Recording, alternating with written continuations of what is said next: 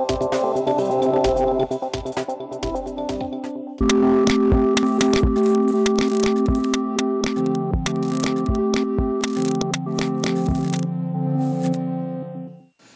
como vai? Seja bem-vindo ao Saber Direito Debate. Hoje vamos falar sobre a Lei Maria da Penha e o projeto de lei que propõe alterações nessa legislação. O nosso convidado é Fernando Cocito, delegado de polícia e professor de cursos preparatórios para concursos. Professor, muito obrigada por estar aqui no nosso estúdio. Vamos começar falando um pouquinho da sua carreira. Como é que surgiu o interesse pelo direito, professor? Houve alguma influência especial aí da família? Sim, eu tenho tios que são delegados de polícia, que se aposentaram na gloriosa Polícia Civil do Estado de São Paulo, fizeram carreira brilhante na Polícia Civil de São Paulo. E eu cresci ouvindo algumas histórias de polícia, de investigações criminais, isso sempre mexeu muito comigo. Então fiz o curso de Direito já com a pretensão do cargo de delegado. Nunca pensei em outro concurso que não fosse esse. E já formou e começou a se preparar para o concurso imediatamente? Sim, me formei. Naquela época não havia o cursinho à distância, o método era apenas presencial e acabei indo para a capital de São Paulo para fazer lá um preparatório para concurso. Fiquei lá durante 1 ano e meio, tentei a aprovação na Polícia Civil de São Paulo na época, que é onde a família toda morava. Não consegui à época a aprovação, voltei para a casa dos pais, continuei estudando. O próximo concurso foi do DF e acabei sendo aprovado aqui. Importante é não desistir, né, professor? Exato, exatamente. Agora, o senhor já atua como delegado há 11 anos e passou por diferentes delegacias. Em quais áreas o senhor atuou? Trabalhei primeiramente em uma satélite aqui chamada Braslândia, talvez a mais distante aqui do DF. Comecei lá como delegado de plantão, depois consegui a condição de delegado-chefe adjunto, chefiei aquela delegacia por 3 ou 4 anos. Fiz um bom trabalho, acredito, lá junto com a comunidade, e isso me lançou a DECO, a Delegacia de Repressão Crime Organizado. Fiquei 4 anos na DECO, trabalhei na sequência com a DRF, Delegacia de Repressão a Roubos e Furtos, e agora estou em Taguatinga Centro, na 12ª DP. Agora, o senhor foi coordenador da primeira operação de enfrentamento ao jogo do bicho aqui no Distrito Federal. Como foi essa operação? Os bicheiros aqui estavam bem à vontade, então deixaram muitos rastros. Viviam do jogo aqui há pelo menos 2 décadas. Mas nós tínhamos uma dificuldade de ordem técnica, que era a demonstração da lavagem de dinheiro. Se nós não tivéssemos a lavagem, nós não poderíamos ter a interceptação e muito menos cogitar do crime organizado. Só com a contravenção nós não teríamos essas peculiaridades. Então houve uma dificuldade na demonstração da lavagem. Isso envolveu as mais variadas quebras, tiro bancário, fiscal, as interceptações telefônicas, captações ambientais. Foi um trabalho árduo, mas que a gente acredita que o resultado seja frutífero. E foi a maior apreensão de dinheiro vivo aqui no Distrito Federal? Sim, como eles estavam muito à vontade, eles deixavam esse dinheiro escondido em kitnets, em apartamentos ali na região central da cidade. E nós conseguimos a apreensão de 2.700.000 reais em espécie naquela única manhã. O senhor também atuou na operação contra o PCC, primeiro comando da capital, aqui na região. Normalmente isso acontece em outros estados. Como é que foi essa operação, professor? O PCC hoje, o primeiro comando da capital, ele é uma organização criminosa transnacional, que vive principalmente do varejo, do tráfico de drogas. Ele tem as suas células estaduais.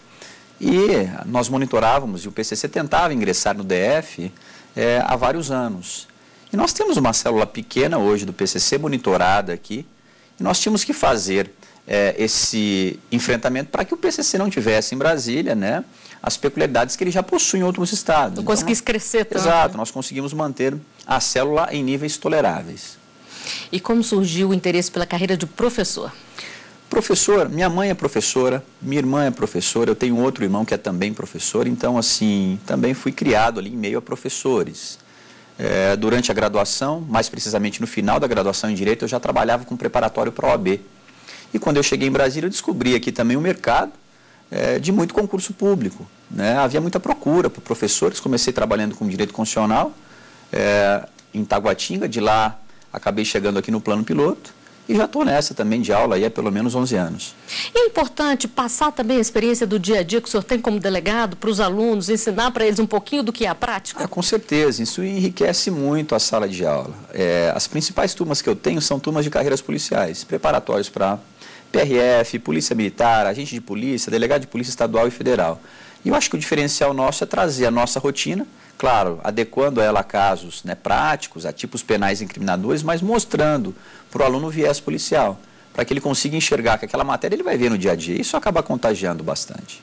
E o senhor dá aulas tanto presenciais quanto via internet, não é mesmo? Sim, gravo também as aulinhas lá online, mas gosto muito do presencial, porque eu acho que o professor aqui, o delegado de polícia, está aqui em Brasília, eu acho que está lá para formar opinião também. Né? A polícia às vezes é duramente criticada, então em sala de aula a gente está ali, mas está defendendo a polícia também, mostrando o lado bom da polícia, não aquela polícia temida, mas aquela polícia técnica que faz a diferença. E tem algum diferencial, professor, da aula que o senhor prepara para a internet, para a aula presencial? A aula da internet, a aula que a gente grava ali, ela tem um roteiro, ela tem um início, um meio, um final, que já está tudo programado. Então ela não tem a intervenção, ela não tem aquele debate que uma aula de carreira jurídica possui. Então a aula de carreira jurídica às vezes não é tão dinâmica, mas acaba envolvendo mais os alunos. Acaba saindo também um pouquinho do script ali que o senhor planejou. Sim, faz parte do jogo. Agora vamos falar um pouquinho sobre legislação especial. O senhor percebe que hoje tem uma alta demanda por legislações especiais?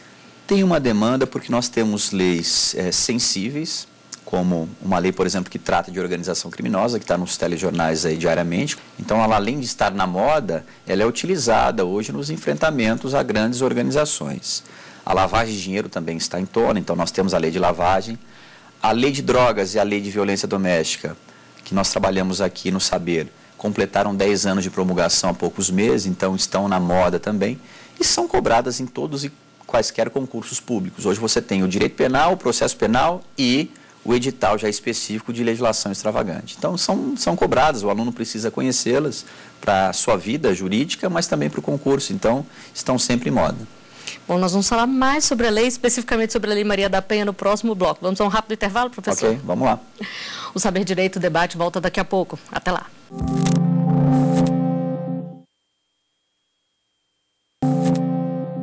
O Saber Direito Debate está de volta. Hoje com Fernando Cocito, delegado de polícia e também professor de Direito Processual Penal e Legislação Especial. Professor, nós terminamos o primeiro bloco falando sobre legislações especiais. Então vamos falar agora da Lei Maria da Penha especificamente. O senhor ministrou o curso essa semana sobre essa lei específica e ela deve sofrer alterações, não é mesmo, professor? O que está previsto? Sim, nós temos uma alteração polêmica. Eu acho que a principal alteração é que diz respeito à possibilidade da autoridade policial sozinha, sem o pronunciamento prévio da Justiça, determinar as medidas protetivas de urgência. O tema é polêmico. Nós temos aí pessoas que já sustentam da inconstitucionalidade dessa medida, mas a medida já passou pela Comissão de Constituição e Justiça e deve seguir logo a plenário e deve ser votada. E eu acredito até na aprovação dessa pretensão, que é uma pretensão do delegado de polícia. Por que nós trazemos aqui a constitucionalidade da medida? Eu acho que o objetivo do legislador da Lei Maria da Penha, em 2006, foi proteger a mulher. E isso está claro, até no enunciado da própria lei. Só que, por exemplo, aqui em Brasília, num plantão de polícia judiciária, o delegado colhe o pedido da mulher e encaminha ao Poder Judiciário. E nós temos a apreciação em Brasília dessa providência em poucas horas. Aqui, nós temos a resposta do Judiciário muito rápida, mas essa não é a realidade do país. Em alguns países, pasmem, essa medida demora dias para ser apreciada. Nós temos aí lugarejos no Brasil onde existe a delegacia de polícia, mas o pronunciamento jurisdicional só acontece 5, 6 dias depois. E a mulher tem pressa nessa medida. Então, eu não acredito pela inconstitucionalidade, eu acredito que é uma medida bem-vinda, até porque sofrerá um controle jurisdicional na sequência. Se o juiz entender que não havia uma indicação de autoria ou uma necessidade da medida, o juiz pode revogá-la na sequência. Então, eu acredito pela viabilidade e pela constitucionalidade da medida, visando a proteção da mulher. E hoje, esses pedidos chegam em qualquer delegacia ou têm que ser encaminhados à delegacia da mulher? É bom que fique claro que, embora nós tenhamos uma delegacia aqui especial de proteção à mulher, de atendimento à mulher, as delegacias circunscricionais das nossas satélites, as delegacias de bairro, possuem a chamada SAM, que é a Seção de Atendimento à Mulher. Nós temos profissionais gabaritadas para o atendimento da mulher nas delegacias de bairro. Então, muitas vezes, a mulher deixa de ir até a região central de Brasília, porque isso está um pouco longe da casa dela, imaginando que a delegacia de bairro não possua esse atendimento. Não, esse atendimento já é feito também nas nossas satélites. E lá ela pode pedir a medida protetiva de urgência, que será encaminhada ao judiciário, lá ela será inquirida lá por um corpo técnico, ela terá a sua versão atermada de pronto. Lá ela tem uma equipe de policiais de plantão que podem acompanhá-la, por exemplo, na retirada dos pertences da casa, encaminhando ela ao hospital, à casa-abrigo. Então isso funciona já nas delegacias de bairro, embora a gente tenha a nossa delegacia especializada. Claro que casos mais sensíveis, que demandem algumas providências de cunho cautelar, como alguns tipos de quebra, podem merecer a atenção da delegacia especializada. Mas o nosso trabalho de prática, esse atendimento emergencial, a gente faz e faz muito bem nas delegacias de bairro. Agora, uma curiosidade, o senhor está falando aqui do atendimento à mulher. A Lei Maria da Penha vale só para mulheres ou vale também para pessoas transexuais, por exemplo? Então, a lei veio protegendo a mulher. E no início dizia-se que mulher é aquela que nasceu mulher. Mas, ao longo dos anos, os movimentos e também a jurisprudência, todos se posicionaram no sentido de que mulher não é só aquela que nasce mulher, não é só a biologicamente considerada. Mulher também é uma questão de gênero, de comportamento, de personalidade. Então, hoje é pacífico na doutrina, e o STJ também segue no sentido, e os TJs também nesse sentido, de que a lei protege também um transexual, ainda que não operado, que é aquele que não se conforma com o seu próprio corpo, que queria ter nascido mulher, nasceu homem, mas que se comporta como se mulher fosse. Bom, então vamos voltar a falar um pouquinho aqui das alterações previstas. Outra mudança é garantir o direito ao atendimento especializado e ininterrupto, feito preferencialmente com mulheres, como o senhor falou aqui, que acontece em muitas das delegacias. Isso, na prática, é regra ou é garantido em poucos locais? É garantido em poucos locais. A gente tem que ter o pé no chão. Por mais que nós tenhamos esse atendimento aqui na Polícia Civil do DF, nós não temos todas as sessões em pleno funcionamento em 24 horas do dia. Pode acontecer dessa mulher procurar uma delegacia num plantão noturno, e no plantão noturno não tem uma sessão de atendimento à mulher trabalhando, ela trabalha até às 19 horas. Então essa mulher vai ser atendida, vai narrar tudo o que aconteceu, vai solicitar as medidas protetivas, mas tudo isso para um homem. E às vezes ela se sente um pouco constrangida, a gente percebe isso. O ideal seria que nós tivéssemos, pelo menos nas equipes de plantão, uma única mulher, porque aí, nos casos flagranciais ou não flagranciais que chegasse delegacia em horários atípicos, ela se sentisse mais à vontade. Que faz muita diferença, né, professor? Faz muita diferença. Algo que ela não narra para o homem, ela narraria com mais peculiaridades para a mulher. Isso a gente percebe no dia a dia. E o senhor acha que faltam delegacias especializadas para mulheres no país? Olha, a nossa realidade aqui é uma realidade tranquila. A violência doméstica toma quase 30% do nosso efetivo aqui, 30% do cartório da nossa delegacia. A esmagadora maioria dos inquéritos em uma delegacia de polícia se referem à violência doméstica. Então, a matéria é muito bem trabalhada. Conversando outro dia com o promotor de justiça aqui do MP DFT, ele até disse para a gente o que o MP do DF também demanda de pessoal e de trabalho para coibir e prevenir violência doméstica. Os gastos são exorbitantes e tudo é muito bem trabalhado. Agora, infelizmente, essa não é a realidade do restante do país. No restante do país, nós não temos delegacias especializadas e nós não temos nem sequer essas sessões de atendimento à mulher, algo que a gente possui aqui. Faz muita diferença, né? Faz toda a diferença. Agora, então, vamos falar um pouquinho da Lei Maria da Penha na prática. O que mudou desde que ela foi implementada? As pessoas estão conscientes, estão denunciando mais? O que mudou, delegado? Nós temos números positivos. Toda mulher hoje, nós temos um estudo recente que mostra que 100% das mulheres já ouviram falar e sabem alguma coisa da severidade da Lei Maria da Penha. Tanto que, para qualquer entrevero familiar, na aparência de crime, a mulher está na delegacia de polícia. Por mais que ela queira, né, ser atendida por uma mulher, que ela queira uma delegacia especializada, mesmo em situações precárias de atendimento, lá ela está. Então, ela acredita na Lei Maria da Penha, ela acredita numa justiça mais severa para o agressor e ela nos procura. Então, eu acho que o principal ganho da Lei Maria da Penha nos últimos anos é a publicidade. É a mulher saber que tem à sua disposição uma legislação muito severa. E essa severidade tem repercutido também em números, de modo que a gente tem também a queda de algumas infrações penais envolvendo violência doméstica. Por outro lado, nós temos o Disque 180, que foi criado também, é o Televiolência Doméstica. Para você ter uma ideia como as mulheres conhecem a lei. Nos últimos 2 anos, esse Tele 180 teve um acréscimo de 133% no número de chamadas. Então a mulher tem procurado mais. E tanto tem procurado mais que no último ano o número de concessão de medidas protetivas de urgência aumentou também 10%. Então ela conhece muito, procura muito e as medidas têm sido concedidas agora no aumento de 10%. Isso é muito bom. O O senhor falou aí nas medidas protetivas. Quando demora a ser concedida uma medida como essa, pode ser a diferença ali entre salvar ou perder uma mulher, né? Sim, e às vezes, num primeiro olhar da lei, o pessoal lê lá a respeito das medidas e acha que algumas medidas ali não surtem efeito. Uma medida de proibição de contato, proibição de aproximação.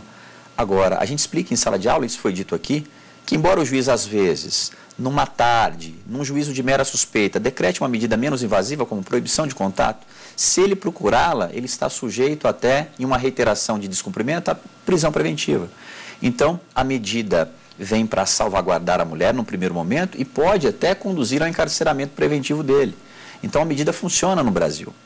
Então, só para a gente encerrar esse bloco aqui, quem é que pode fazer uma denúncia? Tem que ser a própria vítima ou alguém que sabe ali da violência pode fazer a denúncia também? Não, ao contrário. Qualquer um que tomar conhecimento de um crime de ação penal pública, um crime que independa da vontade de quem quer que seja, pode narrar isso formalmente para a gente, delegacia de polícia, informalmente via 197 ou via 180. E olha só, o pessoal acha que nessas ligações a polícia não vai atuar, ao contrário. Nós temos um sistema chamado sistema de COI aqui em Brasília. A pessoa faz essa delação é encaminhada de imediato. Aquele que ouviu a delação já confere essa delação uma confiabilidade pequena, média ou alta, e isso é trabalhado em delegacia. O 180 é a mesma coisa, é gerado um relatório que é encaminhado ao Ministério Público e, por sua vez, encaminha as delegacias e cobra providências. Então, as pessoas devem denunciar, porque mesmo através de atos informais de delação, a polícia tem atuado. Bom, nós vamos fazer mais um intervalo. O Saber Direito Debate volta dentro de instantes. Não saia daí.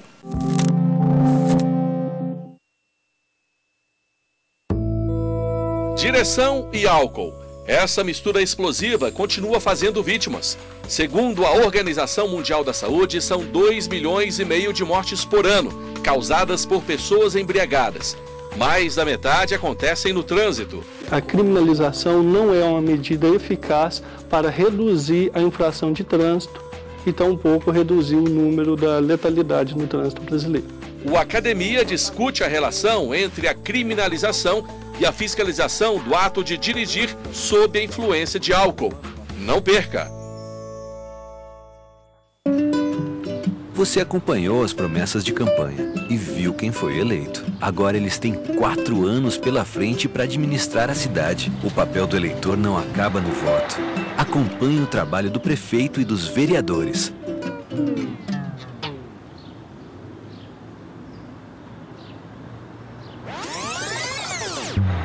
Cobre, fiscalize, participe. A cidade é sua, é de todos nós. Voltamos com Saber Direito Debate. Nosso convidado hoje é o delegado de polícia e professor Fernando Cossito. Estamos falando da Lei Maria da Penha e vamos falar também sobre os livros. Professor, o senhor trouxe aqui uma biografia para a gente poder falar um pouquinho, mostrar para os alunos. Tem esse aqui, Maria Berenice Dias, A Lei Maria da Penha na Justiça. Vamos falar um pouquinho sobre esse livro. Esse livro, acho que foi o primeiro que caiu no gosto do brasileiro. Uma desembargadora do Tribunal de Justiça do Rio Grande do Sul, escreve como poucas a respeito da matéria, sempre citada pelos julgados, pelos tribunais. Um livro sucinto, mas muito bem-vindo, de uma leitura fácil, muito bem-vindo. E ela traz casos também aqui, professor? Não, ela traz muitos conceitos. O livro foi publicado juntamente com a lei, né? Então, assim, ela não faz uma aferição de casos práticos, não traz jurisprudência. É uma obra meramente doutrinária, de conceitos. E de fácil leitura? Sim, muito fácil, muito simples. Vamos pegar o próximo aqui, é sobre as leis especiais, Leis Penais Especiais, volume único, do Gabriel Habib. O que o senhor trouxe esse livro? Esse é o monstro da legislação penal especial. Ele tinha um livro separado em 3 volumes, eram 3 tomos, criou agora uma obra única. Gabriel Habib, um grande amigo, e que escreve como ninguém a respeito das leis penais especiais. O diferencial, livro sucinto, para cada lei, nota de doutrina, informativo de jurisprudência e questão de prova. Então, facilita a vida do aluno e do operador do direito, uma linguagem muito fácil, e nesse caso do Habib, com os informativos de jurisprudência, de STJ e Supremo. E ele fala basicamente sobre quais leis especiais? São muitas? Ele fala sobre muitas leis, né? Ele tem mais de 10 leis trabalhadas nesse livro. E ele trouxe agora a Lei Maria da Penha, e no próximo volume traz também a Lei de Drogas. Então, assim, tem toda a legislação penal especial no livrinho dele. Bom, temos também o Vademecum da Jurisprudência, Dizer o Direito, de Márcio André Lopes Cavalcante. Por que o senhor escolheu esse? Hoje não tem como o camarada passar no concurso público sem ele conhecer os informativos de jurisprudência, de STJ e Supremo. Qual que é a vantagem desse livro? Separa os informativos por matéria. Então, você tem lá, por exemplo, Teoria Geral do Crime, tem os informativos, Lei de Drogas, os informativos, Lei Maria da Penha, tenho toda a Lei Maria da Penha, como tem decidido os tribunais, num capítulo específico. Então, facilita a leitura. Ao invés de eu ter que sentar e levantar tudo isso, eu já tenho separado por módulos. Agora, além desses que o senhor trouxe aqui, o que o senhor indicaria para os alunos que estão querendo saber um pouquinho mais sobre o tema? O texto seco da lei. O aluno do preparatório, às vezes, ele se empolga com a aula, com os informativos, mas ele deixa de lado a literalidade. E nós não teremos um bom operador do direito se não for aquele que se senta na sua casa, seja um advogado que quer conhecer o tema, seja o futuro concurseiro, candidato a concurso. Primeiro passo, a leitura do texto seco. Leio, grifo, volto. Quando eu conhecer o texto seco, a literalidade da lei, aí eu passo para o informativo, para a nota de doutrina, mas o pessoal tem deixado de lado. Hoje nós temos muito aluno do informativo. Ele lê a ementa do informativo e acha que conhece a lei. Não. Vamos lá, vamos pegar a Constituição, vamos ver o fundamento constitucional, vamos para o texto seco da lei e depois eu venho para cá. E hoje é muito fácil achar material de pesquisa, professor, porque a gente sabe que a internet disponibiliza muitas coisas. É fácil buscar esse material de pesquisa? Sim, e a gente pega no pé do aluno porque o aluno às vezes fala, né, que o concurso está mais difícil. Pega no nosso pé, professor, o senhor passou no concurso para delegado há 10 anos atrás, o concurso naquela época era fácil. E eu falo, será? A gente brinca, por quê? Porque o acesso ao material era muito difícil. Para que nós tivéssemos acesso a uma prova para delegado de polícia, nós tínhamos que ir no Xerox lá do cursinho, pagar lá um Xerox para tentar ter acesso àquela prova. Ela vinha lá numa leitura já cansada, eu não conseguia enxergar. Hoje não. Hoje você tem um site de questões de concurso, você tem a publicidade dos julgamentos de Supremo e STJ no próprio site do Supremo e STJ, no campo notícias. Então sai um julgamento novo, interessante, a própria corte disponibiliza. Então, talvez o concurso tenha sido até mais fácil naquela época, mas o acesso ao material era mais difícil. Hoje não, hoje você tem tudo aí em sites específicos, né, que fazem até resumo dos informativos, então facilitou o acesso à informação. O senhor falou uma coisa interessante aí, que no próprio site do STF, do STJ, já tem ali para acompanhar os julgamentos.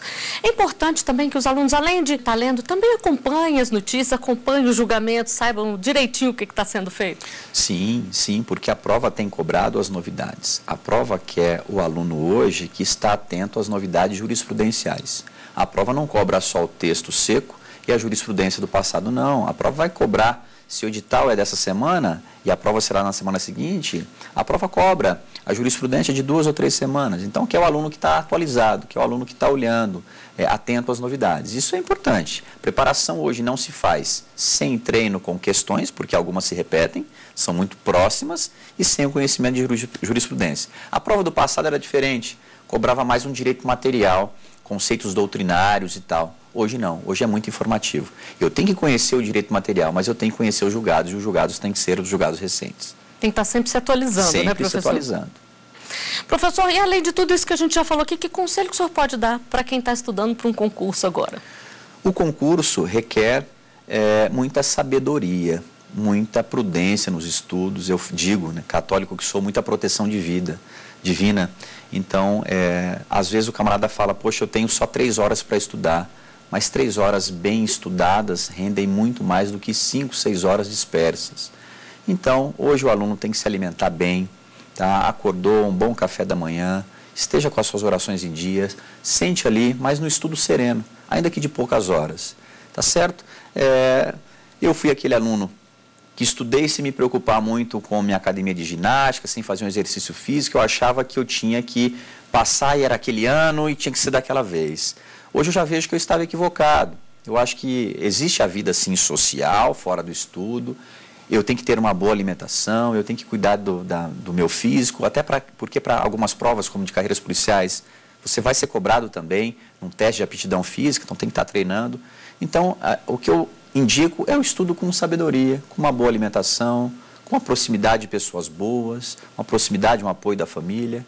É isso que vai dar certo. E o senhor se preparou quanto tempo até passar no concurso?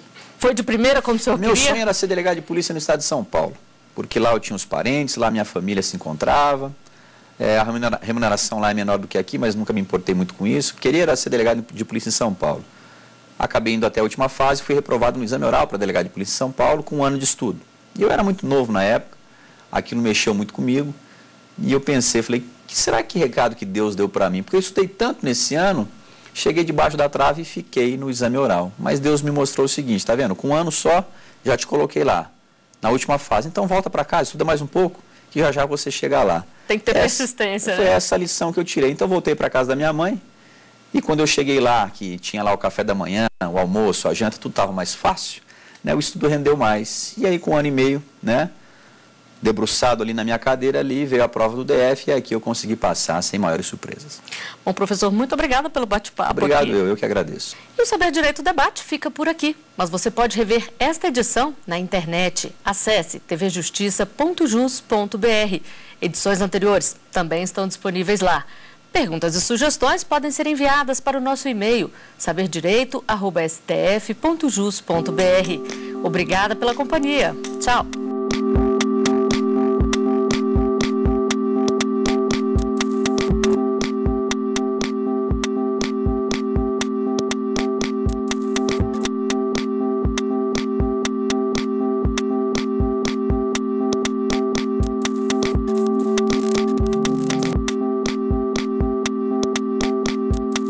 Thank you.